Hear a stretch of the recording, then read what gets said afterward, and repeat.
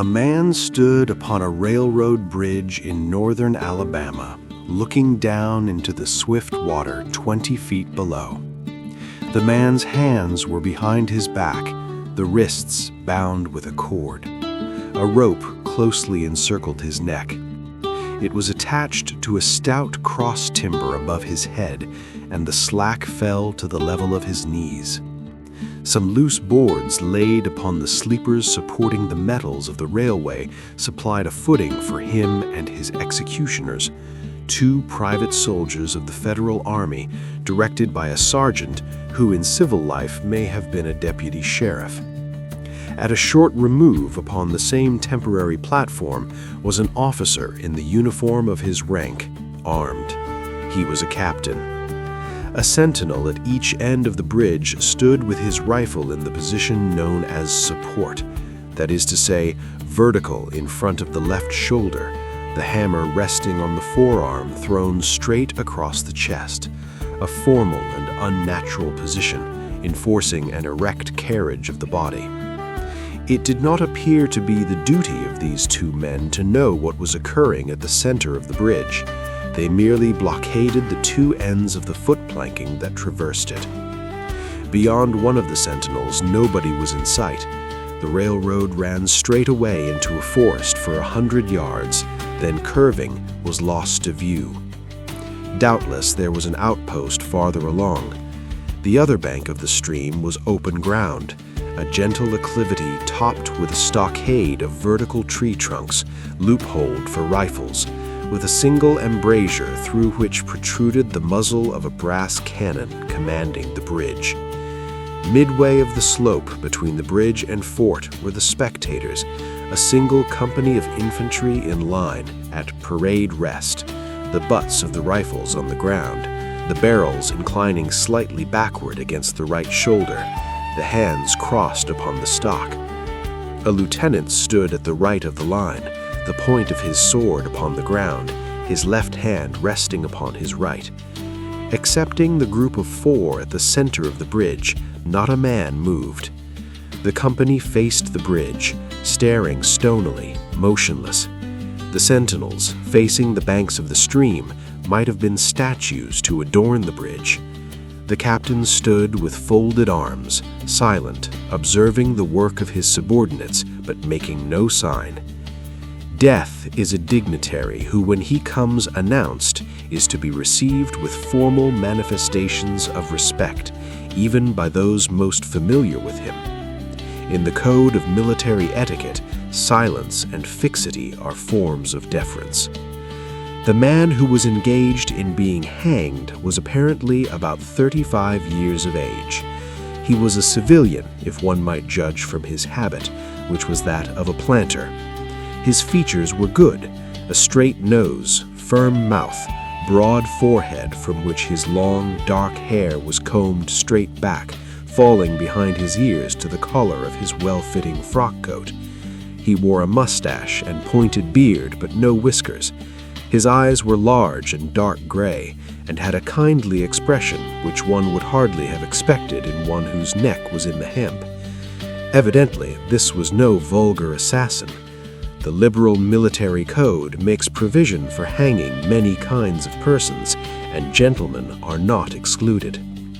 The preparations being complete, the 2 private soldiers stepped aside, and each drew away the plank upon which he had been standing.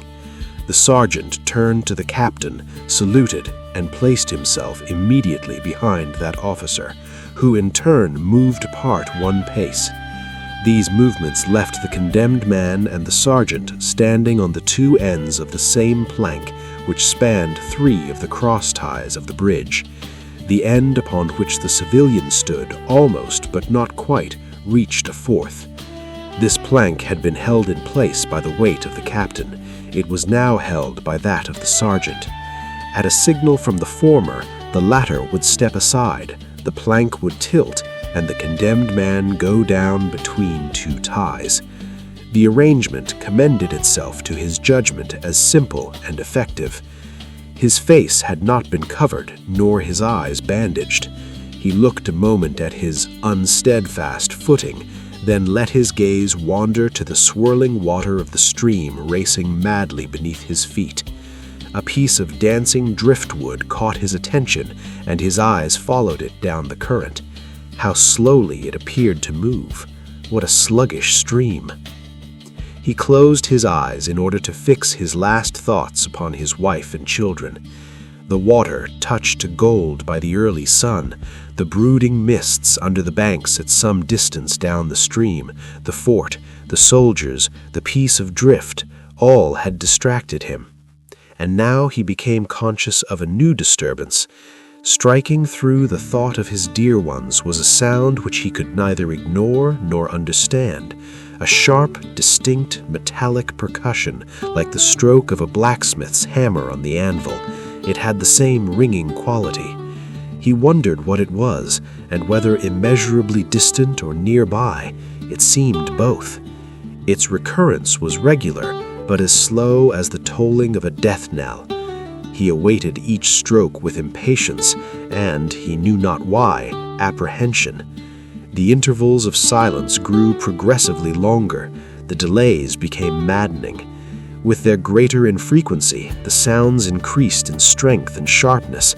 They hurt his ear like the thrust of a knife. He feared he would shriek. What he heard was the ticking of his watch.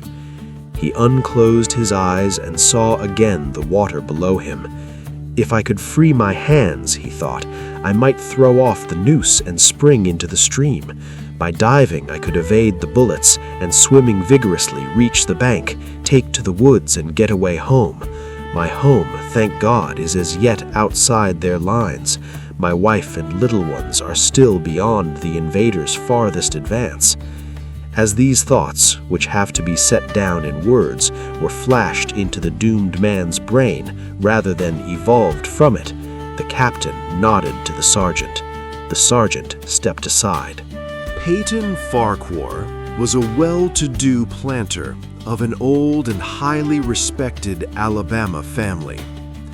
Being a slave owner, and like other slave owners, a politician, he was naturally an original secessionist and ardently devoted to the Southern cause. Circumstances of an imperious nature, which it is unnecessary to relate here, had prevented him from taking service with the gallant army that had fought the disastrous campaigns ending with the fall of Corinth, and he chafed under the inglorious restraint, longing for the release of his energies, the larger life of the soldier, the opportunity for distinction. That opportunity, he felt, would come, as it comes to all in wartime. Meanwhile, he did what he could.